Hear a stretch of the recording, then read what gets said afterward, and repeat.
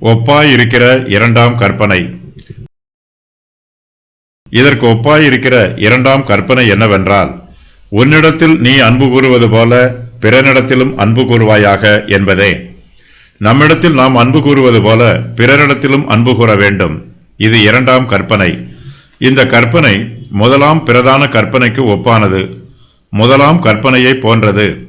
நாம் தேவனிடத்தில் முழுமையாக அன்பு கூற வேண்டும். அதே வேளையில் மனுஷரிடத்திலும் அன்பு கூற வேண்டும். நம்மிடத்தில் அன்பு கூறுவது போலவே பிறரிடத்திலும் அன்பு கூற வேண்டும். நம்மிடத்தில் அன்பு கூறுவது சுய இச்சையை போன்றது. இது பாவம். இதை சிலுவையில் அறைய வேண்டும். ஆகையினால் நம்மிடத்தில் அன்பு கூறுவது என்பது பரிசுத்தமான அன்பாக இருக்க வேண்டும். நாம் நமக்கு நிறைவேற்ற வேண்டிய கடமைகளை பொறுப்போடு செய்ய வேண்டும். நம்முடைய இருதயத்திற்கும் ஆத்மாவிற்கும் மனதிற்கும் உரிய முக்கியத்துவம் கொடுக்க வேண்டும். இவற்றை பரிசுத்தப்படுத்தி பாதுகாக்க வேண்டும். நம்மிடத்தில் அன்பு கூறுவது என்பது நம்மை பரிசுத்தப்படுத்தி பாதுகாப்பதையே குறிக்கும். இப்படிப்பட்ட அன்பை நாம் பிறருக்கும் காண்பிக்க வேண்டும். நாம் மற்றவர்களையும் மதிக்க வேண்டும். மற்றவர்களும் நம்மை போலவே முக்கியமானவர்கள் என்று கருத வேண்டும்.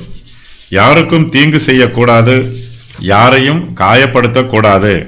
நமக்கு வாய்ப்பு இருக்கும் போதெல்லாம் மற்றவர்களுக்கு நன்மை செய்ய வேண்டும். நம்மை போலவே நாம் பிறரை நேசிக்கும் போது நம்முடைய அன்பு தூய்மையானதாக இருக்கும். உண்மையான அன்பாக இருக்கும். நாம் நமக்கு நாமே தீங்கு செய்ய மாட்டோம்.